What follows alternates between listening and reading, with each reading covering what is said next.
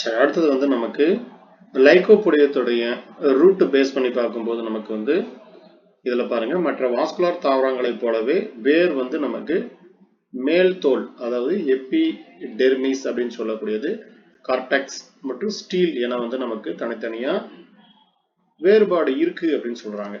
ஒற்றை அடுக்கு மேல் தோல் ஏராளமான வேர் முடிகளுக்கு, அதாவது இந்த இடத்துல வந்து பாத்தீங்கன்னா ரூட் ஹேர்ஸ் அப்படின்னு சொல்றோம் இல்லைங்களா, அந்த ரூட் ஹேர்ஸ் வந்து பாத்தீங்கன்னா இதுல இருக்கு அப்படிங்கிறாங்க.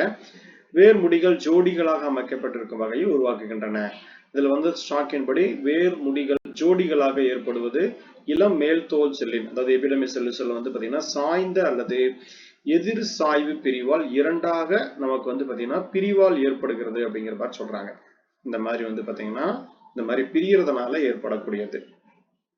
மேல் தோலுக்கு கீழே வந்து என்ன அப்படின்னா நமக்கு வந்து கார்டெக்ஸ் வந்து நமக்கு அகன்ற பூரணி அப்படின்னு சொல்லக்கூடிய அமைப்பு காணப்படுகிறது. பூரணியை பொறுத்த வரைக்கும் பல செல்கள் தடிமனாகவும் உள்ளது மற்றும் பெரும்பாலும் வந்து வேர் வயதாகும் போது வெளிப்புற பாதையில் வந்து பெரிதும் இந்த ஸ்கிலராய்டு அப்படிங்கிற அமைப்பு வந்து பாத்தீங்கன்னா இருக்கு. ஏன்னா இந்த ஸ்கிலராய்டு அப்படிங்கிற அமைப்பு வந்துச்சு அப்படின்னாலே இங்க இருக்கக்கூடிய செல்ஸ் என்னவா இருக்கும் அப்படின்னா டெட் செல்ஸ் தான் நமக்கு இருக்கும். அதே மாதிரி சில வந்து பாத்தீங்கன்னா ஸ்டீல் வந்து பாத்தீங்கன்னா அதாவது அதிகமான அப்படின்னு சொல்லலாம். இதுல வந்து அதிகமான புரோட்டோசைலம் கொண்ட மோனார்க், இதுல வந்து அந்த வெகுஜனம் அப்படிங்கறத வந்து பாத்தீங்கன்னா அதிகமான அப்படின்னு போட்டுக்குங்க. இதுக்கு எக்ஸாம்பிள் வந்து நமக்கு கிளவேட்டம் அப்படின்னு கொடுத்திருக்காங்க. மற்ற சந்தர்ப்பங்களில் ஸ்டீல் 2 புரோட்டோசைலம் நிறைகளை கொண்ட டயார்க், எக்ஸாம்பிள் வந்து பாத்தீங்கன்னா 2 அதாவது இந்த மாதிரி கண்டிஷன், இதுதான் டயார்க் அப்படின்னு சொல்லுவாங்க. இங்கு 2 சைலம் நிறைகளும் சி வடிவ அல்லது குதிரை வடிவ லாடம், இது நோட் பண்ணி வச்சுங்க. எப்படி இருக்கு அப்படின்னா நமக்கு வந்து 2 சைலம் பார்க்கறதுக்கு எப்படி இருக்கு அப்படின்னா நமக்கு வந்து ஒரு குதிரை வடிவம் லாடம், இந்த மாதிரி இருக்கும் லாடம், அல்லது சி வடிவத்துல வந்து அரேஞ்ச் ஆயிருக்கும் அப்படின்னு சொல்றாங்க. ஸ்டீல் 3 குழுக்களாக புரோட்டோசைலமுடன் கூடிய வந்து நமக்கு ட்ரையார்க் கண்டிஷன் சொல்றாங்க. அப்ப ட்ரையார்க் அப்படிங்கும் போது எப்படி இருக்கு அப்படின்னா இந்த மாதிரி அரேஞ்ச் ஆயிருக்கும். இதுதான் ட்ரையார்க் அப்படின்னு சொல்லக்கூடிய கண்டிஷன். இதை பத்தி ஒவ்வொருத்தரும் ஒவ்வொரு இது சொல்றாங்க பாருங்க. சாக்ஸ் எல்பி அப்படிங்கிறவரு ஒரே வேர் பகுதியில் டயார்க்காகவும் நமக்கு வந்து பாத்தீங்கன்னா காணப்படுகிறதுன்னு சொல்றாங்க.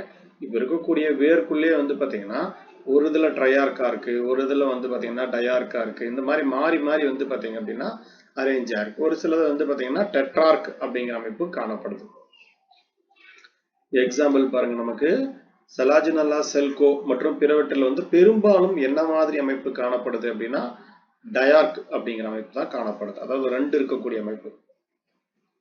அதே மாதிரி வேர்கள் பொறுத்த வரைக்கும் பொதுவாக ஒரு நிறை புளோயம் மட்டுமே கொண்டிருக்கும். மேலும் இது வந்து சி அல்லது யூ வடிவ சைலோமின் புரோட்டோசைலம் புள்ளிகளுக்கு வந்து இடையில் காணப்படுகிறது அப்படின்னு சொல்றாங்க. எங்க காணப்படுது அப்படின்னா புள்ளிகளுக்கு இடையில வந்து நமக்கு காணப்படும். ஆக்சுவலா இது வந்து என்ன ஷேப்ல இருக்கு அப்படின்னா இப்படி இருக்கு அப்படின்னா ரவுண்ட் பாடியில வந்து இந்த மாதிரி யூ ஷேப்ல வந்து அரேஞ்ச் ஆயிருக்கும். இந்த மாதிரி வரும், இந்த மாதிரி யூ ஷேப்ல அரேஞ்ச் ஆயிருக்கும். ஸ்போர்ஸ் பொறுத்த வரைக்கும் நமக்கு இந்த இரோஸ்டிஷியா என்ற துணை இனத்தின் பெரும்பாலான இனங்களில் இலைகள் மற்றும் ஸ்போரோபில்கள் தோராயமாக ஒரே அளவில் இருக்கும் அப்படின்னு சொல்றாங்க. 2 வந்து என்ன பண்ணும் அப்படின்னா நமக்கு வந்து பச்சை நிறத்தில் இருக்குன்னு சொல்றாங்க. சரிங்களா? இப்ப நம்ம ஸ்போரோபில் இப்படி இருக்கக்கூடிய அமைப்பு வந்து பாத்தீங்கன்னா இப்படி ஸ்போரோபில் அப்படின்னு எடுத்துக்கிட்டோம் அப்படின்னா இதுல வந்து நமக்கு இலைகள் வந்து பாத்தீங்கன்னா இலைகள் பொறுத்த வரைக்கும் ஸ்போரோபில் வந்து ஒரே அளவில் இருக்கும். 2 வந்து எப்படி இருக்குன்னு சொல்றாங்க அப்படின்னா பச்சை நிறத்தில் காணப்படும் அப்படின்னு சொல்றாங்க. இங்க டயக்ராம் பாத்தீங்கன்னா தெரியும்.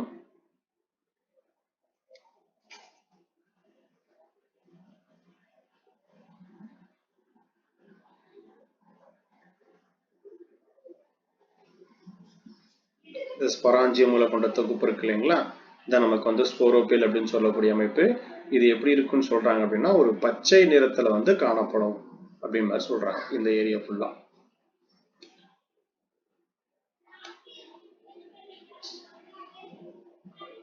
அதை நோட் பண்ணி வச்சுக்கோங்க.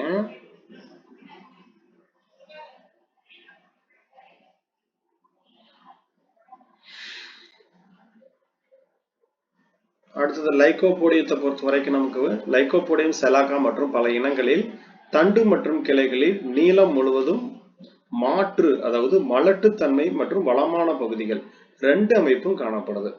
அப்ப இதுல பாருங்க லைகோபோடியம் செலாக்கா மற்றும் பல இனங்கள்ல தண்டு அதோட பிரான்ச்சஸ் இது முழுவதும் எப்படி இருக்கு அப்படின்னா மலட்டுத்தன்மை இருக்கிறதும் இருக்கு. ஒரு சிலதுல வந்து பாத்தீங்கன்னா வளமான பகுதிகள் இருக்கக்கூடிய அமைப்பும் காணப்படுகிறது அப்படின்னு சொல்றாங்க. சரிங்களா? அப்ப தண்டு இப்ப இருக்குது அப்படின்னா இந்த தண்டுல ஒண்ணு மலடு பகுதியா இருக்கு, இன்னொன்னு வந்து பாத்தீங்கன்னா வளமான பகுதியாகவும் காணப்படுகிறது. அப்ப இதை நம்ம வந்து மலட்டு பகுதின்னு எடுத்துக்கிட்டோம்னா இது நமக்கு என்ன அப்படின்னா ஒரு வளமான பகுதியாகவும் அரேஞ்ச் ஆயிருக்கு. இந்த பகுதிகள் வந்து அமைப்புக்கு என்ன பேரு அப்படின்னா ஸ்ட்ரோபைலை அப்படின்னு சொல்றாங்க, அதாவது கூம்பு அப்படின்னு சொல்லுவாங்க. வெவ்வேறு இனங்களில் ஸ்ட்ரோபைலைகள் வந்து பாத்தீங்கன்னா ஒன்றுக்கொன்று வேறுபட்டு காணப்படும் அப்படின்னு சொல்றாங்க. அடுத்தது பிளக்மேரியா பொறுத்த வரைக்கும் இது ஆக்சுவலா வந்து ஒரு தொற்று தாவரம். என்ன பக்கத்துல எழுதிச்சிங்க, லைகோபோடியம் பிளக்மேரியாங்கிறது வந்து ஒரு தொற்று தாவரம் மற்றும் பிற தொடர்புடைய இனங்களில் ஸ்ட்ரோபைலர்கள் இரு வேறு கிளைகளாக உள்ளன. இங்கு ஸ்போரோபில்கள் வந்து பெரும்பாலும் என்ன அப்படின்னா பச்சை நிறத்தில் ஒரே வடிவத்தில் இருந்தாலும் இலைகளை விட ஒப்பீட்டளவில் என்ன பண்ணும் அப்படின்னா இது சிறிய அளவில தான் நமக்கு காணப்படுதுன்னு சொல்றாங்க. அப்படி இலை இப்படி இருக்குது அப்படிங்கிற பட்சத்துல கீழே இருக்கிறது என்ன பண்ணும் அப்படின்னா சின்னதா தான் அரேஞ்ச் ஆயிருக்கும். இந்த ரோப்ளோஸ்டாஷியா அப்படின்னு சொல்லக்கூடியது வந்து துணை இனத்தின் அனைத்து இனங்களும் நன்கு வரையறுக்கப்பட்ட என்ன காணப்படுது அப்படின்னா ஸ்ட்ரோபைலைல் ஸ்போரோபில்களை வந்து நமக்கு என்ன பண்ணுது அப்படின்னா இதுல இருக்கு. அவை எப்படின்னா எளிமையானவை அல்லது கிளைத்தவையாக நமக்கு என்ன பண்ணலாம் அப்படின்னா இருக்கலாம். அதே மாதிரி ஸ்போரோபில்கள் வந்து இலைகளில் இருந்து வேறுபடுகின்றன, ஏனெனில் அவை அளவில் சிறியதாகவும் வெளி நிறமாகவும் பல் போன்ற விளிம்புகளையும் கொண்டுள்ளது. ஸ்போரோபில்கள் பொறுத்த வரைக்கும் எப்படி இருக்குன்னா அப்படி ஷார்ப்பா பல் மாதிரி நமக்கு இருக்கும் அப்படின்னு சொல்றாங்க. சில இனங்களில் எடுத்துக்காட்டா வந்து லைகோபோடியம் கிளவேட்டம் மற்றும் லைகோபோடியம் காம்ப்ளோனேட்டம் ஆகியவற்றில் ஸ்ட்ரோபைலை பொதுவாக நிமிர்ந்த நீளமான தண்டுகளில் வந்து நமக்கு உருவாகுது அப்படின்னு சொல்றாங்க. இதுல வந்து சிறிய செதில் இலைகளால் மூடப்பட்டுள்ளது. சில இனங்களில் ஸ்ட்ரோபைலை சாதாரண இலை தளிர்களின் நுனியில் எப்படி காணப்படும் அப்படின்னா காம்பற்றதாக இருக்கும். எக்ஸாம்பிள் வந்து எல் இனேட்டம், அதே மாதிரி வந்து லைகோபோடியம் இனேட்டம், லைகோபோடியம் ஆல்பினம். இது எல்லாமே வந்து பாத்தீங்க அப்படின்னா இது சாதாரண இலை தளிர்களின் நுனியில வந்து எப்படி இருக்கு அப்படின்னா ஒரு காம்பற்ற அமைப்பா நமக்கு என்ன பண்ணுனா காணப்படும் அப்படின்னு சொல்றாங்க. அது என்ன காம்பற்ற அப்படின்னா எப்பயுமே செசைல், அதாவது செசைல் சொல்லக்கூடியதா காம்பற்றன்னு சொல்லக்கூடியது. இப்ப இது டைரக்டாவே இந்த மாதிரி இலை உருவாகுது அப்படின்னா இதுக்கு தான் பேர் வந்து காம்பற்ற அப்படின்னு சொல்லக்கூடிய அமைப்பு. இது எந்த இதுல பார்க்கலாம்னா இனோட்டம் ஆல்பினத்துல பார்க்கலாம். அடுத்து வெஜிடேட்டிவ் ப்ராபகேஷன் ஆஃப் த ஸ்போரோபைட். தாவர பரவல் பெரும்பாலும் வந்து பாத்தீங்கன்னா லைகோபோடியம் இனங்களில் காணப்படுகிறது. லைகோபோடியத்துல வந்து பல்வேறு இனங்களில் தாவர பரவலின் பல முறைகள் வந்து நமக்கு காணப்படுகிறது அப்படின்னு சொல்றாங்க. ஊர்ந்து செல்லும் தண்டுகளை கொண்ட இனங்கள் நுனி வளர்ச்சி கிளைகளை கொண்டுள்ளது. அதாவது அப்பிக்கல் பார்ட் வந்து பாத்தீங்க அப்படின்னா காணப்படுகிறது. இப்ப தண்டு இருக்குது அப்படின்னா இதுல ஒரு தரை படர்ந்து போற மாதிரி இருக்குது அப்படின்னா இதுல என்ன பண்ண நமக்கு இந்த மாதிரி நுனி வளர்ச்சி இருக்குதுன்னா இதுலயும் இந்த மாதிரி என்ன பண்ணுது அப்படின்னா கிளைகள் காணப்படுகிறது அப்படின்னு சொல்றாங்க. மற்றும் பழைய பகுதிகளின் படிப்படியான இறப்பை நமக்கு கொண்டுள்ளது. அப்போ ஒவ்வொன்றா நமக்கு என்ன பண்ணும் அப்படின்னா நமக்கு இப்ப கீழே இருக்கக்கூடிய பகுதி மெச்சூர் அப்படின்னு எடுத்துக்கிட்டோம்னா இது என்ன ஆகும் நமக்கு அழிஞ்சு போயிடும். அடுத்து யங்ஸ் என்ன பண்ணும் அப்படின்னா ஒரு நியூ கேரக்டரை வந்து ப்ரொடியூஸ் பண்ணும். அடுத்த ஹாலோவின் 1917 புதிய தாவரங்கள் அப்படின்னு சொல்லக்கூடியது வந்து பாத்தீங்கன்னா எதனால உருவாகுது அப்படின்னா கேமிட்டோபைட்டோடைய தாவர பரவல், அதே மாதிரி ஸ்போரோபைட்டின் இளம் இந்நிலையின் தாவர பரவல், வேரின் புறநீசல்களிலிருந்து உற்பத்தி செய்யப்படும் ஜெம்மா என வெஜிடேட்டிவ் ரிப்ரொடக்ஷனுக்கு முக்கியமான ஒண்ணு. அதே மாதிரி இதுல இருக்கக்கூடிய கிழங்கு வகைகள், கிழங்கு புல்பில்கள் இது எல்லாமே வந்து நமக்கு என்ன அப்படின்னா உடல இனப்பெருக்கம் அல்லது வெஜிடேட்டிவ் ரீப்ரொடக்ஷன் அப்படின்னு சொல்லக்கூடியது. அடுத்து துணை இனமான ஈரோஸ்டாக்கியா பொறுத்த வரைக்கும் நமக்கு இனங்களில் மட்டுமே காணப்படும் குமிழ்கள் இளம் ஸ்போரோபைட்டுகளின் புரோட்டோகார்மஸ் நிலைக்கு வந்து பாத்தீங்கன்னா மேலோட்டமாக ஒத்திருக்கின்றன. குமிழ்களில் இருந்து பாத்தீங்கன்னா தண்டுகளில் எங்கும் உருவாகலாம். அதே மாதிரி பாருங்க ஆர்பி ஆர் டபிள்யூ அப்படின்னு சொல்லக்கூடிய என்ன சொல்றாருன்னா ஸ்மித் அவரோட கூற்றுப்படி இங்க இருக்கக்கூடிய குமிழ்கள் அதாவது குமிழ் தண்டுகள் அப்படின்னு சொல்லக்கூடியது குமிழ் தண்டுகள்னா ஆனியன் இருக்கு இல்லைங்களா, அதே மாதிரி இருக்கும். இப்படி வெங்காயம் எப்படி இருக்காது அப்படின்னா, இதுக்கு மேல வந்து என்ன பண்ணும் அப்படின்னா வெங்காயத்தாள் அப்படி நீளமா வரும். இதான் குமிழ்கள் அப்படின்னு சொல்லக்கூடிய அமைப்பு. இந்த மாதிரி அமைப்பெல்லாம் வந்து நமக்கு இருக்குது அப்படின்னு சொல்றாங்க. இதை நோட் பண்ணி வச்சுக்கோங்க. இதுல வேற என்ன முக்கியமானது நமக்கு, இதெல்லாம் அடிச்சு விட்டுருங்க இந்த தொழிலாளர்கள். இதுல வந்து பக்கவாட்டு கிளைகள் அல்லது மாற்றி அமைக்கப்பட்ட ஸ்பொராஞ்சியா அப்படின்னு சொல்றாங்க. குமிழ்கள் அப்படின்னு சொல்லக்கூடியது வந்து பாத்தீங்கன்னா என்ன சொல்றாரு அப்படின்னா, இது வந்து மாற்றி அமைக்கப்பட்ட இலைகளாக விளைவிக்கப்படுகிறது. அப்படி இல்லை அப்படின்னா அது மாற்றி வைக்கப்பட்ட ஒரு பக்கவாட்டு கிளைகள் அல்லது மாற்றி அமைக்கப்பட்ட ஸ்பொராஞ்சியம் அப்படின்னு சொல்றாங்க. ஸ்பொராஞ்சியம்னா பொதுவா நம்ம தெரிஞ்சது ஒரு ஸ்போர்களை கொண்ட ஒரு தொகுப்புக்கு பேர் தான் ஸ்பொராஞ்சியம். இதுல ஒரே ஸ்பொராஞ்சியம் மட்டுமே என்ன பண்ணுது அப்படின்னா உற்பத்தி செய்யப்படுகிறது. ஸ்பொராஞ்சியம் அதன் நிலையில் வந்து பாத்தீங்கன்னா எங்க காணப்படும்னா கீழ்ப்புறத்துலதான் நம்ம காணப்படும். நம்ம நிறைய தடவை பார்த்திருக்கோம். இலை இப்படி இருக்குது அப்படின்னா இப்ப இந்த இலையோட இந்த கீழ்ப்புறத்துலதான் நம்ம என்ன பண்ண முடியும்னா பார்க்க முடியும். மற்றும் ஸ்போரோபில்லின் அடிப்பகுதிக்கு அருகில் காணப்படுகிறது. முதிர்ந்த ஸ்பொராஞ்சியம் எப்போதும் சிறுநீரக வடிவத்தில் இருக்கும். அப்படின்னா என்ன ஷேப்ல இருக்குது அப்படின்னா ஒரு கிட்னி ஷேப்ல இருக்கு. இங்க பாத்தீங்கன்னா தெரியும் அதோடைய டயக்ராம். ஒரு மெச்சூரான ஸ்பொராஞ்சியம் வந்து பாத்தீங்கன்னா என்ன ஷேப்ல இருக்கு அப்படின்னா ஒரு கிட்னி ஷேப்ல வந்து அரேஞ்ச் ஆயிருக்கு. டயக்ராம் கொடுக்கல. என்ன ஷேப்ல இருக்குன்னு பாத்தீங்கன்னா ஒரு கிட்னி ஷேப்ல இருக்குன்னு நினைப்பு வச்சுங்க. இது நினைப்பு வச்சுங்க. இது இந்த ஸ்ட்ரக்சர் இது எப்படி என்ன ஷேப்ல இருக்கு அப்படின்னா இந்த மாதிரி ஒரு கிட்னி ஷேப்ல வந்து அரேஞ்ச் ஆயிருக்கு. இது நினைப்பு வச்சுக்கோங்க.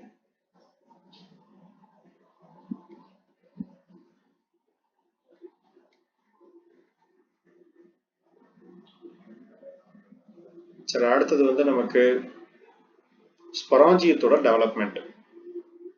ஸ்போரோபில் கருசல்களால் ஆன நேரத்தில் ஸ்பொராஞ்சியம் வந்து பாத்தீங்க அப்படின்னா உருவாக்க தொடங்குகிறது அப்படின்னு சொல்றாங்க. ஏன்னா நமக்கு வந்து கருவுறுதல் நமக்கு வந்து பாத்தீங்கன்னா மெயினா வந்து என்னன்னா ஸ்பொராஞ்சியம் உருவாக்கணும். அப்ப ஸ்பொராஞ்சியம் உருவாக்கணும் அப்படிங்கிற பட்சத்துல ஸ்போரோபில் கருசல்களாக நமக்கு என்ன பண்ணணும்னா உருவாகும். அதே நேரத்தில் வந்து பாத்தீங்கன்னா ஸ்பொராஞ்சியம் உருவாக நமக்கு என்ன பண்ணும் அப்படின்னா தொடங்க ஆரம்பிக்கும் அப்படின்னு சொல்றாங்க. இதுல ஸ்போரோபில்லின் அடாக்சியல் பக்கத்தில் கீழ்ப்பகுதியில் அதன் அடிப்பகுதிக்கு அருகிலும் சிறு குழு எபிடெர்மல் செல்கள் என்ன அப்படின்னா கீழ்ப்புறத்தில் இருக்கக்கூடியது பெரிக்ளைனல் பிரிவு. சரிங்களா, இந்த மாதிரி வந்து பாத்தீங்கன்னா பகுப்பு அடைஞ்சு இது என்ன பண்ணுது வந்து நமக்கு அந்த ஸ்போரோபில் அப்படிங்கிற அமைப்பை வந்து உருவாக்குது அப்படின்னு சொல்லிட்டு போவர் சொல்றார். அதே மாதிரி பெரிக்ளைனல் பிரிவால் உருவாகும் உள் மகள் செல்கள் தண்டு மற்றும் ஸ்பொராஞ்சியத்தின் அடித்தள பகுதியை நமக்கு என்ன பண்ணுதுன்னா உருவாக்குது. எந்த பிரிவால் அப்படின்னா பெரிக்ளைனல் பிரிவால் என்ன உருவாகுது அப்படின்னா நமக்கு வந்து உள்ளுக்குள்ள அந்த டாட்டர் செல்ஸ் அப்படின்னு சொல்லக்கூடியது வந்து உருவாக்குது.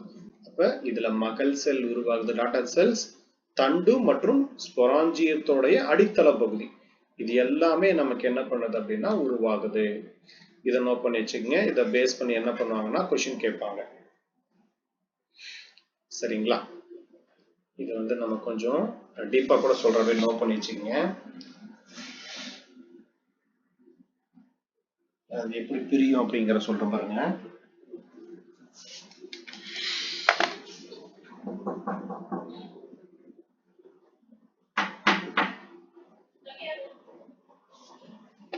ஒரே நிமிஷம்.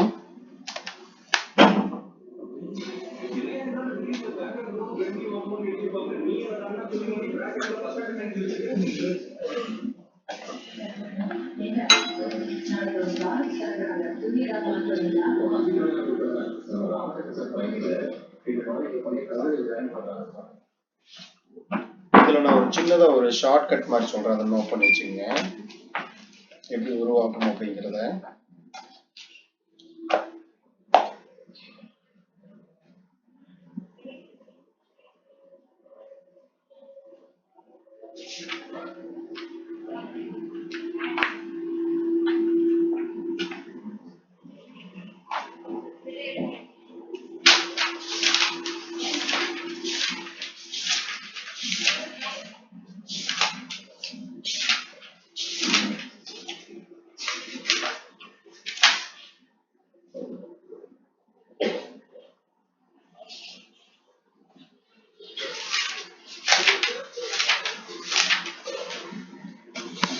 அப்படியே இங்கிலீஷ்ல சொல்ற நோட் பண்ணி வச்சுங்க.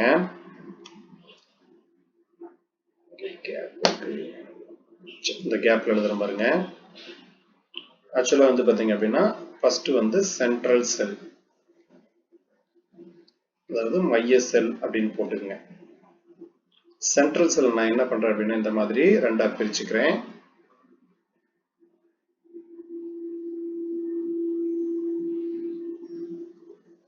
இது வந்து பிரைமரி கேனல் செல், பிரைமரி கேனல் செல் அல்லது முதல்நிலை குழாய் செல். இது வந்து பாத்தீங்கன்னா பிரைமரி வென்ட்ரல் செல், பிரைமரி வென்டர் செல்.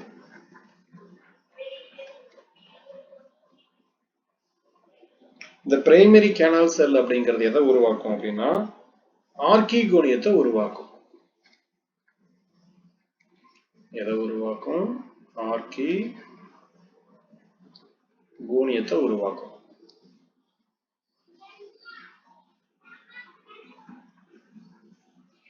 இந்த பிரைமரி வென்ட்ரகனல் செல்ஸ் எதை உருவாக்கும் அப்படின்னு கேட்பாங்க. இது வந்து நமக்கு வென்ட்ரகனல் செல்லையும் எக் செல்லையும் உருவாக்கும். இது வந்து வென்ட்ரகனல் செல்லையும் வென்ட்ரகனல் செல்லையும் எக் செல்லையும் உருவாக்கும். ஃபர்ஸ்ட் மைய செல், அது ரெண்டா பிரிச்சுக்கிறோம். பிரைமரி கனால் செல், பிரைமரி வென்ட்ரல் செல் பிரிச்சுக்கிறோம். பிரைமரி வென்ட்ரல் செல் எதை உருவாக்குதுன்னா ஆர்கிகோனியத்தை உருவாக்குது. பிரைமரி வென்ட்ரல் செல் அப்படின்னு சொல்லக்கூடியது வென்ட்ரகனல் செல்ஸ் உருவாக்குது, பிளஸ் என்ன பண்ணுது அப்படின்னா எக் செல்லை உருவாக்குது. எதை உருவாக்குது அப்படின்னா எக் செல்லை வந்து நமக்கு உருவாக்குது. இதை என்ன பண்ணி வச்சுக்கோங்க.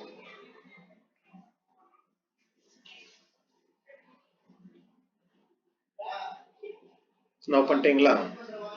இதுல ஏதாவது டவுட் இருக்குங்களா?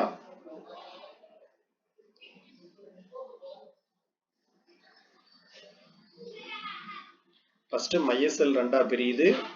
பிரைமரி கேனல் செல்லாவும் பிரைமரி வென்ட்ரல் செல்லாவும் பிரியுது. பிரைமரி கனால் செல்ஸ் என்ன பண்ணுது? ஆர்கிகோனியத்தை உருவாக்குது. பிரைமரி வென்ட்ரல் செல் அப்படிங்கிறது வென்ட்ரகனல் செல்ஸையும் எக் செல்லையும் உருவாக்குது.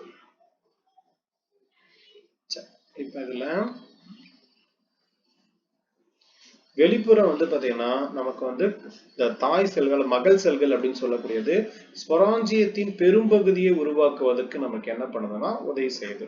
அப்ப வெளிப்புறத்துல இருக்கக்கூடிய இந்த டாட்டர் செல்ஸ் தான் வந்து ஸ்பொராஞ்சியத்தோட பெரும்பகுதியை உருவாக்குவதற்கு பயன்படுகிறது. அதே மாதிரி வெளிப்புற செல்கள் மீண்டும் பெரிக்ளைனாலாக பிரிந்து, சரிங்களா? அப்ப பெரிக்ளைனா இந்த மாதிரி பிரியுது. இப்ப பிரியும் போது வெளிப்புற அடுக்கு ஜாக்கெட் தொடக்கம் மற்றும் ஒரு உள்ளடுக்கு வந்து பாத்தீங்கன்னா என்னவா உருவாகுது? ஆர்கிஸ்போரியல் அடுக்கா நமக்கு உருவாகுது. எந்த அடுக்கு நமக்கு வந்து ஆர்கிஸ்போரியல் செல்லா மாத்துதுன்னா உள்ளடுக்கு, சரிங்களா? வெளிப்புற அடுக்கு என்னவா செயல்படுதுன்னா ஜாக்கெட்டா செயல்படுது. இது ரெண்டையும் நோட் பண்ணி வச்சுக்கோங்க. ஆர்கிஸ்போரியல் செல் பொறுத்த வரைக்கும் பெரிக்ளைனல் அல்லது ஆன்டிக்ளைனல், சரிங்களா? இப்படி பகுப்படையலாம் அல்லது இந்த மாதிரி பகுப்படையலாம். அப்ப பெரிக்ளைனல் அல்லது ஆன்டிக்ளைனல் பிரிந்து ஒரு பெரிய எதை உருவாக்குது? நமக்கு ஸ்போரோஜீனஸ் திசுக்கள் அப்படின்னு சொல்லக்கூடிய அமைப்பை வந்து உருவாக்குது. அதாவது ஸ்போர்களை கொண்ட ஒரு தொகுப்பை உருவாக்குது. ஓகேங்களா? அப்ப ஸ்போரோஜீனஸ் திசுக்களின் கடைசி தலைமுறையின் செல்கள் என்ன அப்படின்னா ஸ்போரோஜீனஸ் தாய் செல்களாக செயல்படுகிறது. என்னவா செயல்படுதுன்னா ஸ்போரோஜீனஸோட தாய் செல்களாக செயல்படுகிறது. அவை வட்டமாகி ஒன்றிலிருந்து ஒன்று பிரிக்கப்படுகின்றன. இப்போது இந்த வித்து தாய் செல்கள் ஒரு பிசுபிசுப்பான திரவத்தில் மிதந்து, அதாவது மியூட்டில்களாக வித்துக்களின் டெட்ராடுகளாக நமக்கு என்ன பண்ணுதுன்னா பிரிக்கப்படுது. அப்ப பிரிக்கும் போது இந்த மாதிரி ஸ்ட்ரக்சர் கிடைக்கும். இந்த மாதிரி என்ன பண்ணணும்னா டெட்ராடா பிரிக்கப்படும். ஸ்போரோஜீனஸ் திசுக்களுக்கு வெளியே காணப்படும் ஜாக்கெட் மீண்டும் மீண்டும் பிரிந்து தடிமன் கொண்ட 3 செல்களை கொண்ட ஒரு ஜாக்கெட் அடுக்கை என்ன பண்ணுதுன்னா உருவாக்குதுன்னு சொல்றாங்க. எத்தனை செல்களை கொண்ட ஜாக்கெட் அடுக்கு அப்படின்னா நமக்கு வந்து 3 செல்களை கொண்ட ஒரு ஜாக்கெட் அடுக்கை உருவாக்குகிறது. அதே மாதிரி ஸ்போரோஜீனஸ் திசுக்களை சுற்றி ஊட்டச்சத்து வந்து நமக்கு டபீட்டல், இந்த இடத்துல டபீட்டம் அப்படின்னு போட்டுக்கங்க. டபீட்டம் அப்படிங்கிறது என்ன அப்படின்னா நமக்கு உணவு அடுக்கு. இந்த அடுக்கு ஓரளவு ஜாக்கெட் செல்களின் உள்ள அடுக்கிலிருந்து ஓரளவு ஸ்போரோஜினஸ்களுக்கு கீழே காணப்படும் ஸ்பொராஞ்சியல் செல்களிலிருந்து நமக்கு என்ன பண்ணுதுன்னா உருவாக்கப்படுகிறதுன்னு சொல்றாங்க. பெரும்பாலும் டெரிடோபைட்டுகளில் காணப்படுவது போல லைகோபோடியத்தில் வித்து உருவாக்கத்தின் போது என்ன ஆகுறதில்ல அப்படின்னா டபீட்டம் சிதைவது இல்லை. இது நோட் பண்ணி வச்சுக்கோங்க. லைகோபோடியத்துல வந்து என்ன ஆகுறது இல்லை அப்படின்னா டபீட்டம் சிதைவது இல்லை. ஸோ டபீட்டத்தோட வேலை என்ன அப்படின்னா உணவு ஊட்டம் அப்படின்னு சொல்லக்கூடியது. அப்ப சிதைஞ்சாதான் உணவு ஊட்டம் கொடுக்க முடியும். அப்ப இது சிதையறதே கிடையாது. அப்ப அங்க என்ன பண்றதில்ல, இது அதுக்கு தேவையான உணவூட்டம் அப்படின்னு சொல்லக்கூடிய வேலையை வந்து இது செய்யறது கிடையாது. சரிங்களா? ஏன்னா நம்ம ஒரு ஜிம்னோஸ்பம் பார்க்குறோம், ஆஞ்சியோஸ்பம் பார்க்குறோம். அப்படிங்கும் போது டபீட்டம் என்ன ஆகும், நமக்கு டோட்டலா ஃபுல்லா சிதைஞ்சிடும். சிதையும் போது தான் என்ன பண்ணுன்னா அங்க இருக்கக்கூடிய அந்த ஸ்போர்களுக்கு தேவையான உணவு எல்லாம் கிடைக்கும். ஆனா இதுல என்ன சொல்றாங்க அப்படின்னா அது வந்து நமக்கு சிதையறதே கிடையாது அப்படின்னு சொல்றாங்க. ஸ்பொராஞ்சியத்தோட முதிர்ந்த பகுதி வந்து சுமார் கிட்டத்தட்ட வந்து 2 சென்டிமீட்டர் அதாவது 2 மில்லிமீட்டர் குறுக்களவு கொண்டது. என்ன ஷேப்ல இருக்கும் அப்படின்னா கிட்னி ஷேப். நம்ம ஃபர்ஸ்டே பார்த்தோம். ஸ்பொராஞ்சியம் வந்து பாத்தீங்கன்னா இப்படி இருக்கக்கூடிய இப்படி லிக்யூல் மாதிரி இருக்கும். இதுக்குள்ள உள்ள இருக்கும். இது என்ன ஷேப்ல இருக்கு அப்படின்னா கிட்னி ஷேப்ல இருக்கு. ஸ்பொராஞ்சியம் வந்து குறுக்கு வெட்டு செல்களின் முதிர்ச்சியில் ஸ்டோமியம் அப்படின்னு சொல்லக்கூடியது வெளிப்புற ஜாக்கெட் அடுக்கின் நுனி பகுதி முழுவதும் நமக்கு என்ன ஆகுது அப்படின்னா உருவாகுது அப்படின்னு சொல்றாங்க. ஸ்டோமியல் பகுதியின் செல் சுவர்கள் தடிமனாகின்றன மற்றும் ஸ்பொராஞ்சியத்தின் ஜாக்கெட் செல் உள்ள மற்ற செல்களில் இருந்து எளிதாக நமக்கு என்ன பண்ண முடியும்னா வேறுபடுத்தலாம் அப்படிங்கிறாங்க. முதிர்ந்த ஸ்பொராஞ்சியம் ஸ்டோமியத்தின் கோட்டில் அதன் உச்சியில் ஒரு குறுக்கு வெட்டு பிளவு மூலம் நமக்கு என்ன பண்ணுதுன்னா உடைகிறது. ஸ்பொராஞ்சியம் 2 வால்வுகளாக பிரிகிறதுன்னு சொல்றாங்க. ஸ்பொராஞ்சியம் எப்படி இருக்குது அப்படின்னா இப்படி 2ஆ பிரியுது. இது வந்து அடிவாரத்தில் ஒன்றிணைந்து மஞ்சள் வித்துகளை என்ன பண்ணுது அப்படின்னா வெளியிடுகின்றன. இந்த இடத்துல வந்து வெளியிடுகின்றனன்னு போட்டுருங்க. அடுத்தது கேமெட்டோபைட். ஸ்போர் பொறுத்த வரைக்கும் நமக்கு வந்து சைஸ் என்ன சொல்றாங்க அப்படின்னா 0.3 இருந்து 0.5 வரைக்கும் சொல்றாங்க. லைகோபோடியம் பொறுத்த வரைக்கும் நமக்கு ஹோமோஸ்மெரஸ். சரிங்களா? பெரும்பாலும் வந்து நமக்கு இதோட கேரக்டர்லாம் ஃபோன் மற்றும் ஈகோசிட்டம் மாதிரி தான் நமக்கு என்ன பண்ணுது அப்படின்னா காணப்படுகிறது. ஸ்போர் பொறுத்த வரைக்கும் என்ன ஸ்ட்ரக்சர் அப்படின்னா நான்முகி வடிவம் அப்படின்னு சொல்றாங்க. 4D structure. மிகவும் இலகுவானவை. இதுல வந்து செறிவான லாமெல்லாவின் உருவாக்கப்பட்ட மெல்லிய எக்ஸைனை கொண்டுள்ளன மற்றும் ஒரு சிறுமணி உள்ளுக்குள்ள வந்து பாத்தீங்க அப்படின்னா நமக்கு ஒரு நியூக்ளியஸ் அது என்ன பண்ணும் அப்படின்னா நமக்கு ஒரு நியூக்ளியஸ் அமைப்பு காணப்படுகிறது.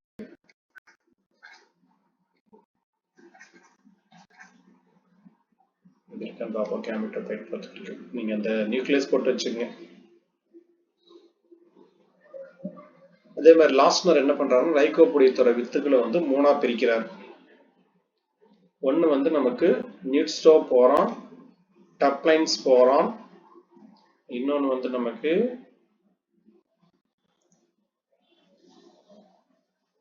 மொத்தம் 3 இருக்கு. இன்னொன்னு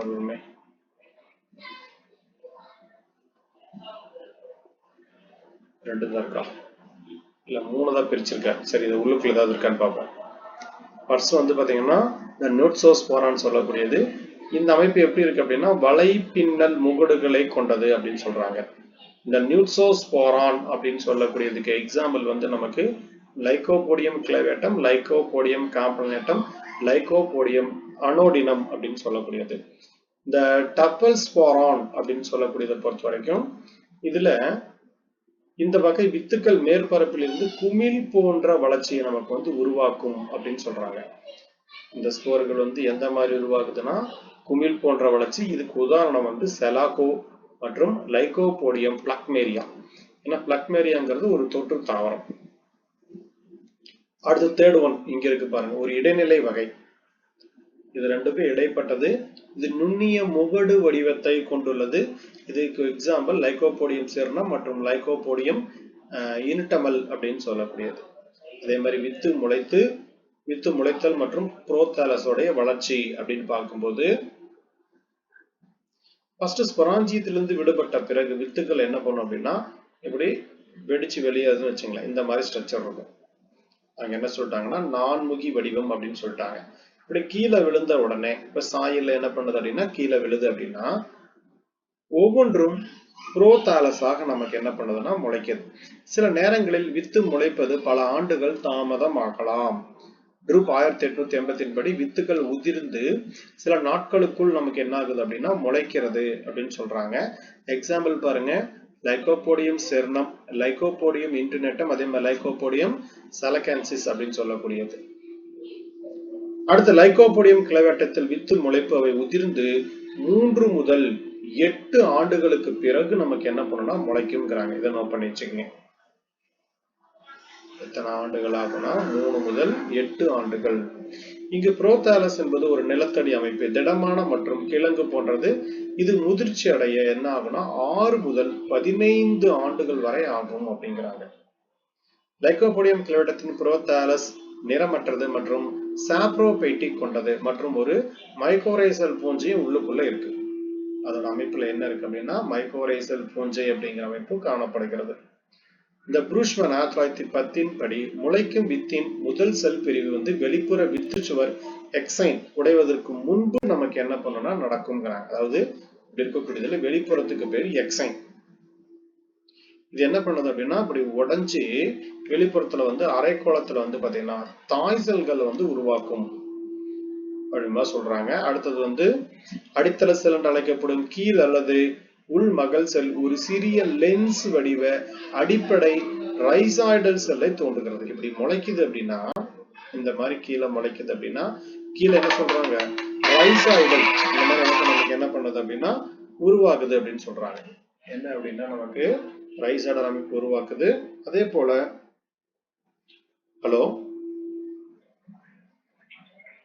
கிளாஸ் போயிட்டு இருக்கு சார்.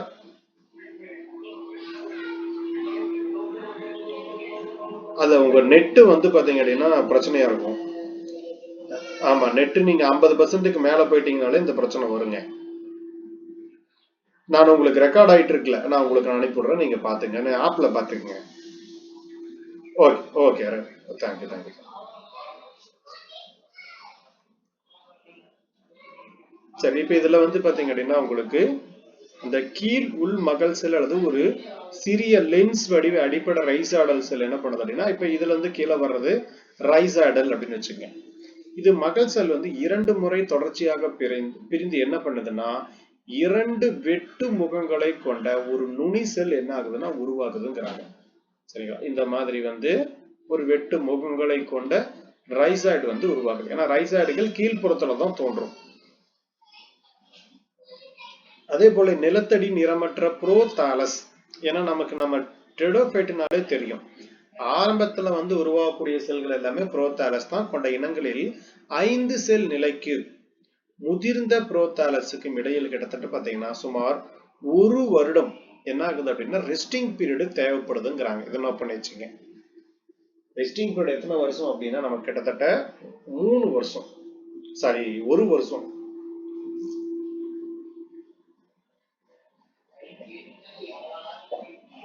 அதே மாதிரி புரோதாலஸ பாருங்க, புரோதாலஸ் பொறுத்த வரைக்கும் நமக்கு வந்து 4 முதல் 5 செல் நிலையில காணப்படுகிறது. முதிர்ந்த வித்திகளில் உள்ள இருப்பு பொருட்கள் இருந்து அதன் ஊட்டச்சத்தை என்ன பண்ணுது அப்படின்னா எடுத்துக்கொள்கிறது. அப்ப இது முளைக்கும் போது என்ன பண்ணுது அப்படின்னா உள்ள இருக்கக்கூடிய நியூட்ரியன்ஸை எடுத்துக்குது. அதன் பிறகு 4 to 6 செல் கொண்ட கேமிட்டோபைட்டுகள் அடித்தள செல்லுக்குள் ஒரு கூட்டு வாழ்வு பைகோமெசிஸ் பூஞ்சையின் நுழைவை வந்து கொண்டிருக்கலாம் அப்படின்னு சொல்றாங்க. பூஞ்சையின் நுழைவு இல்லை என்றால் கேமிட்டோபைட் மேலும் வளர்ச்சி இல்லை. இளம் புரோதாலஸின் செல்களுக்குள் எண்டோபைட்டிக் மைக்கோரைசா நிறுவப்பட்ட பிறகு, ஏன்னா உள்ளுக்குள்ள இருக்கக்கூடிய பூஞ்சை இருக்குன்னு நம்ம ஏற்கனவே பார்த்துட்டோம். இதுல என்ன அப்படின்னா எண்டோபைட்டிக் மைக்கோரைசா அப்படிங்கிறது காணப்படுகிறது. சரிங்களா, இதுல நுனிசெல் ஆரடைஜன் பிரிவுகளை தோன்றியது. பின்னர் மெரிஸ்டமேட்டிக் செல்கள் வந்து பாத்தீங்கன்னா குழுவாக மாற்றப்படுகிறது. அப்ப மெரிஸ்டமேட்டிக் செல் என்ன பண்ணும் அப்படின்னா இப்படி நுனி நோக்கிய வளர்ச்சி என்ன பண்ணும் அப்படின்னா நமக்கு வளர ஆரம்பிச்சோம்.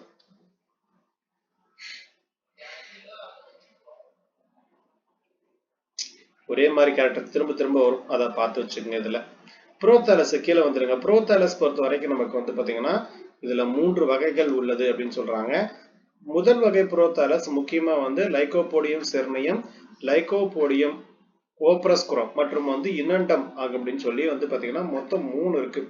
இங்கு புரோதாலஸ் கண்ணுக்கு தெரியாதது மற்றும் அதிகபட்சமாக எவ்வளவுனா 2 முதல் 3 மில்லிமீட்டர் உயரம் கொண்டது மற்றும் பொதுவாக 1 முதல் 2 மில்லிமீட்டர் வரை அடையும் அப்படின்னு சொல்றாங்க. புரோதாலஸ் பொறுத்த வரைக்கும் தரையின் மேற்பரப்பில் வளரும். இது வந்து ஒரு நிமிர்ந்த சதைப்பற்றுள்ள அமைப்பு. அதன் கீழ் பகுதி வந்து பாத்தீங்கன்னா இப்படி இருக்கு அப்படின்னா, இப்ப இதோட கீழ் பகுதி எங்க இருக்குன்னா மண்ணுல இருக்கு. இதே வந்து நிமிர்ந்து மேல இருக்கக்கூடியது வந்து பாத்தீங்கன்னா சதைப்பற்றுள்ள பகுதி. இது நிமிர்ந்து காணப்படுகிறது அப்படின்னு சொல்றாங்க. இதுல வேற என்ன கேட்கலாம் அப்படின்னா, இது நோட் பண்ணி வச்சுக்கங்க. இதுல இருக்கக்கூடியது வந்து என்ன காணப்படுதுன்னா எண்டோபைட்டிக் மைக்கோரைசா அப்படிங்கிறது காணப்படுகிறது. அதே மாதிரி ரைசாய்டுகளும் புரோதாலஸிலிருந்து உற்பத்தி செய்யப்படுகிறது. இதுக்கு எக்ஸாம்பிள் வந்து நமக்கு லைகோபோடியம் கிளவேட்டம், லைகோபோடியம் காம்ப்ளனேட்டம், அதே மாதிரி ஆப்ஸ்குரம் மற்றும் லைகோடம் அனாக்டினம் அப்படின்னு சொல்லக்கூடியது. அவை பழுப்பு நிற மஞ்சள் அல்லது நிறமற்றவை. அவை சாப்ரோபைட்டிக் மற்றும் 1 முதல் 8 சென்டிமீட்டர், எவ்வளவுனா 1ல இருந்து கிட்டத்தட்ட 8 சென்டிமீட்டர் வரை பல்வேறு ஆழங்களில் நிலத்தடியில் காணப்படுகின்றன. இந்த கிழங்கு வடிவ புரோதாலஸில் அதிக உணவுப் பொருட்கள் படிந்துள்ளன. இதே மாதிரி லைகோபோடியம் கிளவேட்டத்தில் புரோதாலஸ் வந்து 1 முதல் 2 சென்டிமீட்டர் வரை சுருண்ட அமைப்பை கொண்டுள்ளது அப்படின்னு சொல்றாங்க. ஒரு கூர்மையான அடித்தள பகுதியுடன் நீளமானது. அதே மாதிரி மேற்பரப்பு மேல் தோலால் மூடப்பட்டிருக்கும். மேல் தோல் அடுக்கின் உள்ளே வந்து பாத்தீங்கன்னா பல அடுக்குகளை கொண்ட ஒரு புறணி செல் காணப்படுகிறது. அதே மாதிரி இங்க பாத்தீங்கன்னா புறணிக்கு கீழே ஒரு நீளமான செல்களின் ஒற்றை அடுக்கை கொண்ட ஒரு பாலிசேட் அப்படிங்கிற அமைப்பு காணப்படுகிறது. பாலிசேட் பேரன்கைமான்னு சொல்றோம் இல்லைங்களா, அந்த மாதிரி அடுக்கு வந்து நமக்கு என்ன பண்ணுது அப்படின்னா இருக்குது. இந்த மாதிரி ஸ்ட்ரக்சர் இருக்கும். மாதிரி வந்து பாலிசேட் திசுக்கள் காணப்படுகிறது. இந்த வெளிப்புற அடுக்குகளில் எண்டோபைட்டிக் அப்படின்னு சொல்லக்கூடிய பூஞ்சைகள் காணப்படுகிறது. இதுல நமக்கு பெரும்பாலும் இதெல்லாம் பார்த்ததுதான்.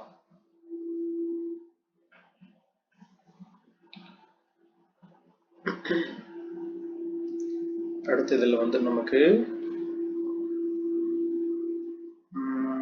மையப்பகுதியில வந்து ஆந்திரிடியம் காணப்படுகிறது. விளிம்பு நோக்கி என்ன பண்ணும் அப்படின்னா ஆர்கிகோனியம் உருவாகும் சொல்றாங்க. இப்படி இருக்கக்கூடியதுல மையப்பகுதியில வந்து என்ன அப்படின்னா ஆந்திரிடியம், விளிம்பு பகுதியில என்ன உருவாகுதுன்னா ஆர்கிகோனியங்கிறது உருவாகுது. அதே மாதிரி இதோட அமைப்பு எப்படி இருக்கு அப்படின்னா மையம் விலக்கு விசை அப்படின்னு சொல்றாங்க. சரிங்களா, மைய விலக்கு அப்படிங்கும் போது நம்ம வாஷிங் மிஷின் இருக்கு இல்லைங்களா, அந்த மாதிரி மைய விலக்கு விசை அப்படின்னு சொல்லக்கூடியது. அதே மாதிரி 3வது வகை புரோதாலஸ் சொல்லக்கூடியது வந்து லைகோபோடியம் பிளக்னேரியா. இந்த எபிபைட்டிக் இனங்கள்ல தான் வந்து 3வது வகை புரோதாலஸ் அப்படிங்கிற அமைப்பு காணப்படுகிறது. அதாவது இது வந்து என்ன சாப்ரோபைட்டிக் நிறமற்ற புரோதாலஸ் மரத்தின் தண்டுகளில் காணப்படும் மக்கிய மேற்பரப்பிற்கு அடியில் உருவாகிறது அப்படின்னு சொல்றாங்க. ஏன்னா நமக்கு வந்து தொற்று தாவரங்கள் அப்படிங்கறதுனால வந்து சாப்ரோபைட்ரிக் அப்படிங்கிற அமைப்பு நம்ம சொல்றாங்க. இந்த புரோதாலஸ் வந்து ஒரு ஒழுங்கற்ற வடிவிலான கிழங்கு உடலை கொண்டுள்ளது. இதில் இருந்து நிறமற்ற உருளை கிளைகள் வெளியேறுகின்றன. பாலின உறுப்புகள் பெரிதாக்கப்பட்ட கிளைகளில் மேல் பரப்பில் நமக்கு என்ன ஆகுதுன்னா உருவாகிறது. புரோதாலஸின் இந்த கிளைகள் மெல்லிய பாராபைசிஸ்களுடன் நமக்கு என்ன பண்ணுது அப்படின்னா குறுக்கிடப்படுகின்றன அப்படின்னு சொல்றாங்க. அடுத்து நியூட்ரிஷன் ஆஃப் த புரோதாலஸ். புரோதாலஸ்ல வந்து ஊட்டச்சத்து முறை அப்படிங்கிறது வந்து பாத்தீங்கன்னா பெரும்பாலும் புறணி பகுதி செல்கள் மற்றும் பாலிசேட் திசுக்கள் எண்டோபைட்டிக் பூஞ்சையால் நிரப்பப்பட்டுள்ளது. மேலும் அவை புரோதாலஸின் செல்களுடன் ஒரு மைக்கோரைசல் பூஞ்சையால் என்ன பண்ணுதுன்னா தொடர்புடன் காணப்படுது. தொடர்பு வந்து என்ன அப்படின்னா பரஸ்பர கூட்டு வாழ்வு முறை அப்படிங்கிறாங்க. வித்து முளைத்து சிறிய நேரத்திலேயே பூஞ்சை நுழைவு நடைபெறுகிறது. மேலும் அது நடக்கவில்லை என்றால் கேமெட்டோபைட் ஒருபோதும் 5 செல்களுக்கு மேல் என்ன ஆகாதுன்னா உருவாகாது. இதை நோட் பண்ணி வச்சுக்கங்க. அடுத்த ஆந்திரிடியத்துடைய டெவலப்மெண்ட். ஆந்திரிடியம் பொறுத்த வரைக்கும் அபிக்கல் மெர்ச்சத்துல இருந்து உருவாகுது. அதாவது நுனியாக்க திசு. அபிக்கல் மெர்ச்சத்தின் பின்புறத்தில் அமைந்துள்ள புரோதாலஸின் மேலோட்டமான செல்ல இருந்து நமக்கு என்ன பண்ணுதுன்னா ஆந்திரிடியம் உருவாகிறது. ஆந்திரிடியம் வந்து தொடக்கமானது வந்து பெரிக்ளோட வெளிப்புற செல்லாக பிரிக்கப்படுகிறது. ஜாக்கெட் வந்து தொடக்கம் உள் செல் முதன்மை ஆண்ட்ரோகோனியல் செல்லா நமக்கு என்ன பண்ணுதுன்னா இருக்கு. அதே மாதிரி முதன்மை ஆண்ட்ரோகோனியல் செல் மீண்டும் மீண்டும் பிரிந்து புரோதாலஸுக்குள் பதிக்கப்பட்டிருக்கும் ஒரு பெரிய அளவிலான ஆண்ட்ரோகோனியல் செல்களை உருவாக்குகிறது. அடுத்து ஒரே நேரத்தில் ஜாக்கெட் தொடக்கமானது எதிர் சாய்வாக பிரிந்து மீண்டும் பிரிக்கிறது. ஆண்ட்ரோகோனியல் செல்களின் நிறை ஒரு செல் தடிமன் கொண்டது. அதே மாதிரி பிளக்மேரியை பொறுத்த வரைக்கும் உள்ள ஜாக்கெட் அடுக்கு சுற்றளவை நோக்கி 2 அடுக்குகளை கொண்டுள்ளது. அடுத்தது கடைசி பிரிவின் ஆண்ட்ரோகோனியல் செல்கள் ஆந்த்ரோசாய்டு தாய் செல்கள் அல்லது ஆண்ட்ரோசைட். ஒரு ஆந்த்ரோசாய்டா நமக்கு என்ன பண்ணுது அப்படின்னா உருமாற்றம் அடைகிறது. ஏன்னா ஒரு ஃபுல்லா நமக்கு வந்து பாத்தீங்கன்னா ஆண்ட்ரோகோனியல் செல்கள் ஆந்த்ரோசாய்டு தாய் செல்கள் அல்லது ஆஸ்ட்ரோசாய்ட் அப்படின்னு சொல்லக்கூடிய என்ன பண்ணுது நமக்கு ஒரு பெரிய அமைப்பா என்ன பண்ணுது அப்படின்னா இது உருமாற்றம் அடைகிறதுங்கிறாங்க. இதுல முதிர்ந்த ஆந்திரிடியம் புரோத்தாலியல் செல்களிலிருந்து சிறிது வெளியே வந்து ஓரளவு ஜாக்கெட் அடுக்காலும் ஓரளவு புரோட்டாலியல் செல்காலும் உருவாக்கப்பட்ட ஒரு சுவரால் சூழப்பட்ட ஒரு ஓவல் இந்த மாதிரி நிறை கொண்ட ஆந்த்ரோசாய்ட் தாய் செல்கள் வந்து இருக்குதுங்கிறாங்க. ஆந்த்ரோசாய்ட் வந்து பாத்தீங்கன்னா ஃபியூசிஃபார்ம் தொடக்க நிலை கொண்டது அப்படின்னு சொல்லக்கூடியது. பின்புற முனையில வந்து பாத்தீங்கன்னா உங்களுக்கு அகலமான வட்டமான முன்புற முனையில் இது வந்து நீங்க டயக்ராமோட கம்பேர் பண்ணி என்ன பண்ணுங்க அப்படின்னா படிச்சுங்க. சரிங்களா? இது எப்படி இருக்கு அப்படின்னா இந்த மாதிரி 2 கசையில இருக்கக்கூடிய அமைப்பு மாதிரி இருக்கும் நீந்தறதுக்கு. ஆந்த்ரோசாய்டுகள் பொறுத்த வரைக்கும் பிரியோஃபைட்டை நெருக்கமாக ஒத்திருக்கிறது நமக்கு. இது ஃபெர்ன்களை விட லைகோபோடியல்கள் பாசிகளுடன் நெருங்கிய தொடர்பு கொண்டதுன்னு சொல்றாங்க. அப்ப லைகோபோடியம் வந்து எதோட வந்து ஒரு சில பண்புகள்லாம் தொடர்பு காணப்படுதுன்னா பாசி. ஆந்த்ரோசாய்டுகள் விடுதலை பெறுவது ஆந்த்ரோசாய்டுகளில் உள்ள ஓபர்குல செல் உடைவதன் மூலம் நமக்கு என்ன பண்ணணும்னா உருவாக்கும். அப்படி மேல வந்து ஒரு மூடி மாதிரி இருக்கும்.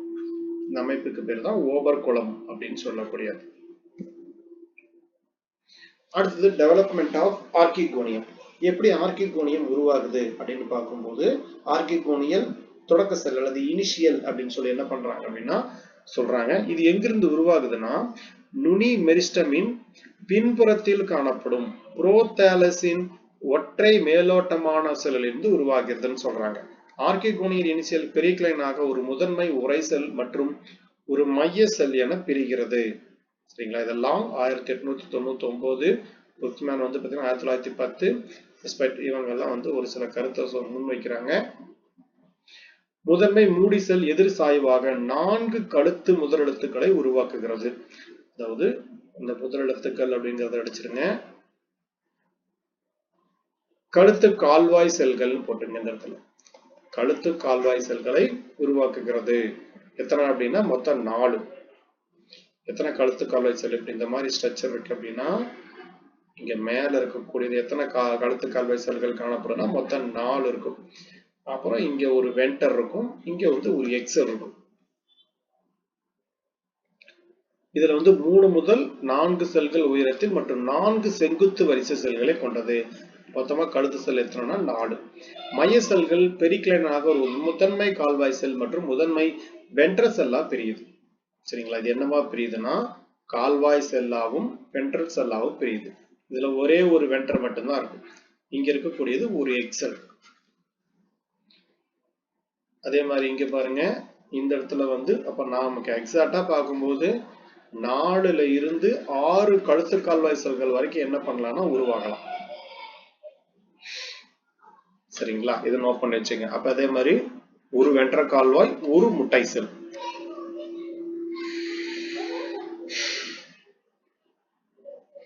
இதுல வேற எதுவும் பட்டன் இல்ல, இதை பார்த்து வச்சுங்க.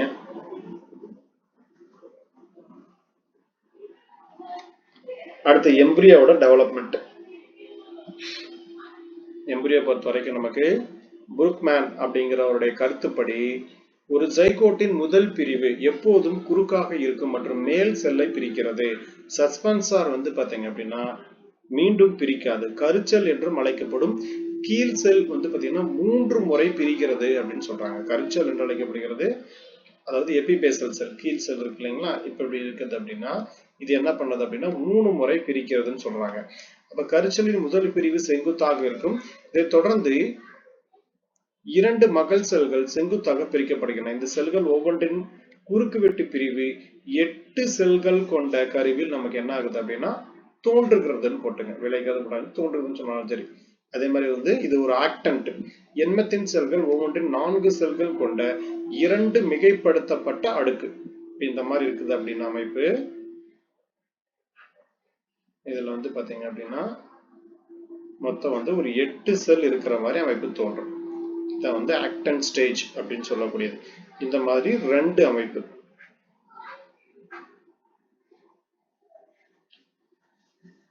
சஸ்பென்சாரை ஒட்டிய செல்களை பாத்தீங்கன்னா அடுக்கு இளம் ஸ்போரோபைட்டோடைய பாதத்தில் உருவாகிறது அப்படின்னு சொல்றாங்க. இதுல பாதம் ஒரு இன்ட்ரோப்தாலியல் ஆஸ்டோரியமாக உள்ளது. இது நீளமுள்ள கரு சுயமாக மாறும் வரை புரோதாலஸ்ல இருந்து உணவு பெறுறது. எங்கிருந்து வளர தனக்கு தேவையான உணவு எடுத்துக்குதுன்னா புரோதாலஸ்ல இருந்து எடுத்துக்குது. செல்களின் தொலைதூர அடுக்கு ஸ்போரோபைட்டின் மீதமுள்ள பகுதிகளாக உருவாகிறது. அது என்னவா மாறுதுன்னா தண்டு, இலை, வேர் அப்படின்னு மாறுது.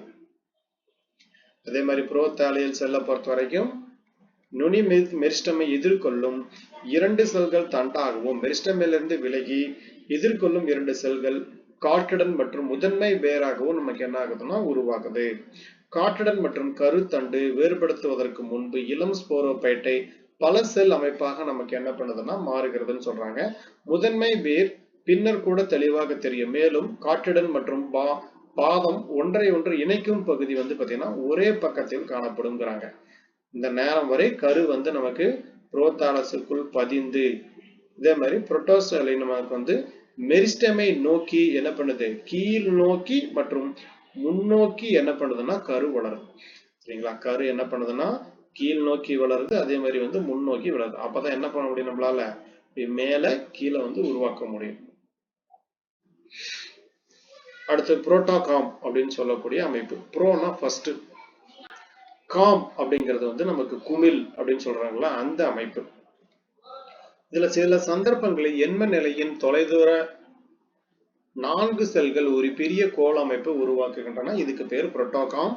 புரோட்டோகாம் பச்சை நிறமாகி புரோட்டோதாலஸ் வழியாக உருவாகிறது. ரைசாய்டுகள் புரோட்டோகாமின் கீழ் மேற்பரப்பில் உருவாகிறது. புரோட்டோகாமின் மேல் மேற்பரப்பு நமக்கு இதுக்கு பேர் என்னன்னா மேல் பரப்புக்கு பேரு புரோட்டோபில்ஸ் எனப்படும் சில நிமிர்ந்த கூம்பு வடிவ நமக்கு என்ன பண்ணுது, வெளிப்புறத்தை உருவாக்குதுன்னு சொல்றாங்க. இதுல ஒரே மாதிரி கரெக்டா திரும்ப திரும்ப ரிப்பீட் ஆகுது. அதனால அதை கொஞ்சம் என்ன பண்ணுங்க அப்படின்னா நீங்க கொஞ்சம் பார்த்து வச்சுங்க.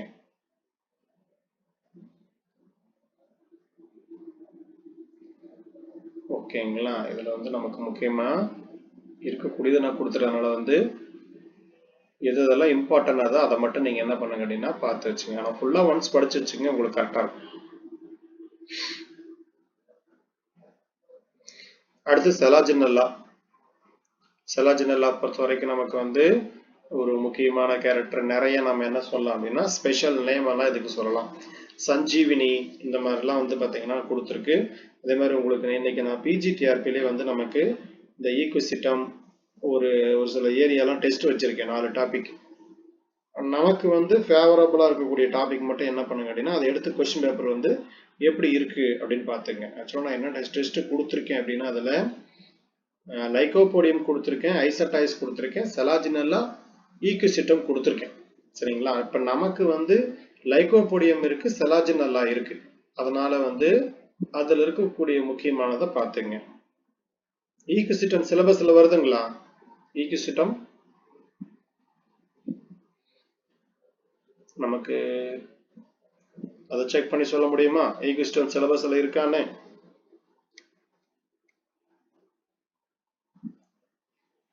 சரி, அதை பாத்துங்க. ஆனா செலாஜினல்லா இருக்கு, அதனால அதை கொஞ்சம் பாத்தீங்கன்னா அன்னைக்கு வச்ச டெஸ்ட்ல இருக்கக்கூடிய கொஸ்டின் என்ன பண்ணுங்க, எடுத்ததை ஒன்ஸ் பாத்துக்குங்க.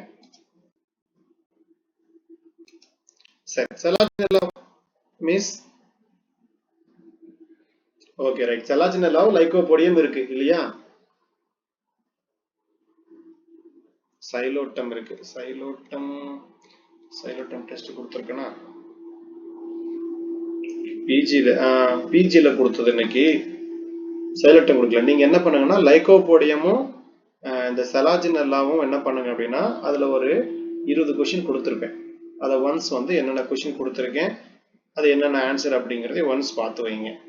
அது கண்டிப்பா அதுல நமக்கு ஏதாவது கொஸ்டின் என்ன ஆகலாம், ரிப்பீட் ஆகலாம். சரி, அடுத்து செலாஜினெல்லா பொறுத்த வரைக்கும் நமக்கு வந்து எதுல வருதுன்னா லிக்யூல் ஆப்சிடா அப்படிங்கிற அமைப்புல தான் வருது. லிக்யூல் அப்படின்னால என்ன அர்த்தம் அப்படின்னா இந்த மாதிரி இருக்கக்கூடிய நாவடிவ வளரி, அதைத்தான் நம்ம என்ன சொல்லுவோம் அப்படின்னா லிக்யூல் அப்படின்னு சொல்லுவோம். சரிங்களா? சஞ்சீவினி, இந்த மாதிரி நிறைய நேம் இருக்கு இந்த செலாஜினெல்லா பொறுத்த வரைக்கும். ஏன்னா செலாஜினெல்லா பேஸ் பண்ணி பார்க்கும்போது இந்த எட்டிரோஸ்போரஸ் கண்டிஷன் இதெல்லாம் நமக்கு வந்து ரெகுலரா கேட்கக்கூடியது. காமன் நேம் அப்படின்னு கேட்பாங்க. இந்த செலாஜினெல்லாவுடைய ஸ்பெஷல் நேம் அப்படிங்கிறது என்ன பண்ணலாம் அப்படின்னா கேட்கலாம். ஸ்பெஷல் நேம் அப்படின்னு கேட்டாங்கன்னா இது வந்து 2-3 பேர் இருக்கு, அதை நோட் பண்ணி வச்சுங்க. ஃபர்ஸ்ட் வந்து spike mass, SPIKE spike mass, small club mass,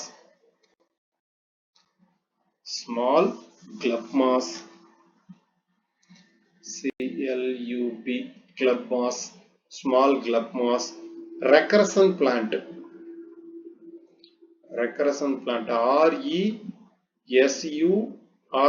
RESURRECTION, recursion plant. சஞ்சீவினி, இந்த பிளான்ட் பேர் என்னன்னா சஞ்சீவினி.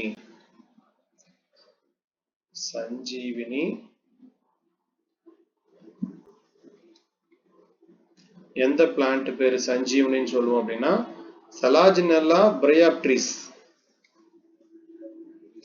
BROPTERIS. செலாஜினெல்லா பிரையாப்ட்ரிஸ்க்கு என்ன பேருன்னா சஞ்சீவினி. ஸ்பைக் மாஸ், கிளப் மாஸ், சஞ்சீவினி. இதுல இந்த சஞ்சீவினிங்கிறது எந்த பிளான்ட்னு இது வரைக்கும் கொஸ்டின் கேட்கலாம். அப்ப இது கேட்கலாம். செலாஜினெல்லா பிரையாப்ட்ரிஸ் அப்படிங்கறதா சஞ்சீவினி. இது எட்டிரோஸ்போரஸ் கண்டிஷன். என்ன கண்டிஷன்ல இருக்கும் அப்படின்னா எட்டிரோஸ்போரஸ் கண்டிஷன்ல இருக்கும். இந்த ரெக்கரசன் பிளான்ட் நம்ம எதை சொல்றோம் அப்படின்னு கேட்பாங்க. ரெக்கரசன் பிளான்ட், ரெக்கரசன் RESURRECTION,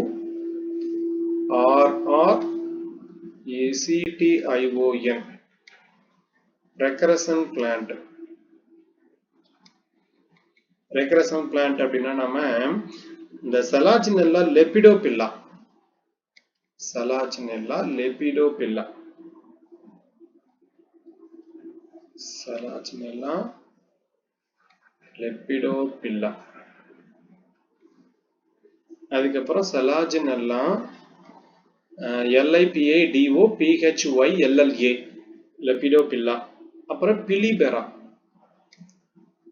PILIFERA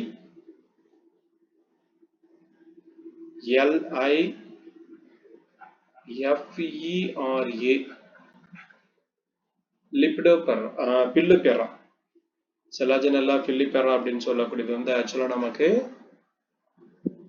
இது வந்து ஒரு நம்ம ரெக்கரசன் பிளான்ட் சொல்றோம் இல்லைங்களா, அந்த பிளான்ட்டோட நேம். சரிங்களா? இதை நோட் பண்ணி வச்சுக்கோங்க. இந்த ஸ்பைக் மாஸ், கிளப் மாஸ், இந்த மாதிரி இந்த சஞ்சீவினி, எட்டிரோஸ்போரஸ், இதெல்லாம் பொதுவா வந்து பாத்தீங்க அப்படின்னா நமக்கு இந்த செலாஜினெல்லாவில் வந்து ஒரு கொஸ்டின் அடிக்கடி என்ன பண்ணுவாங்க அப்படின்னா கேட்பாங்க. அதனால அதை வந்து நோட் பண்ணி வச்சுங்க. வேற என்ன இம்பார்ட்டன்டா கேட்கலாம் அப்படின்னு பாத்தீங்கன்னா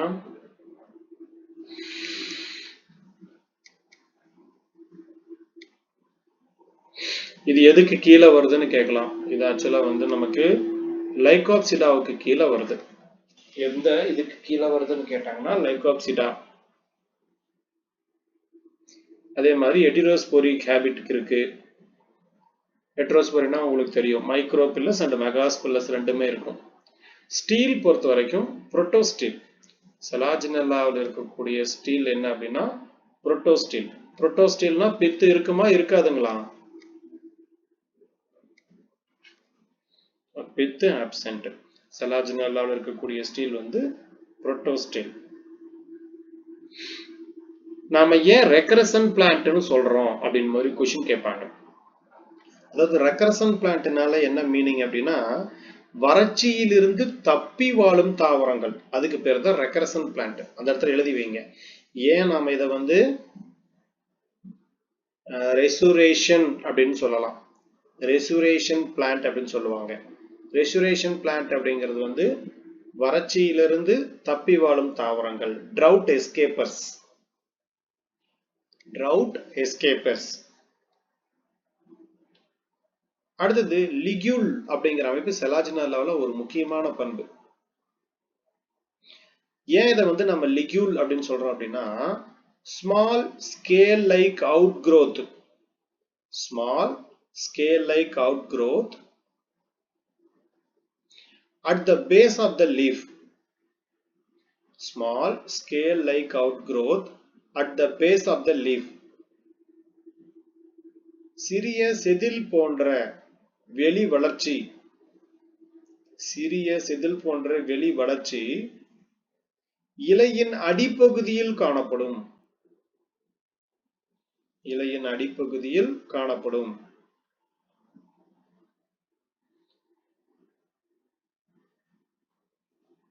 இலையை பொறுத்த வரைக்கும் கேட்டாங்கன்னா டைமார்பிக். இலை எப்படி இருக்கு அப்படின்னா டைமார்பிக். ஸ்மால் அதே மாதிரி பிக்.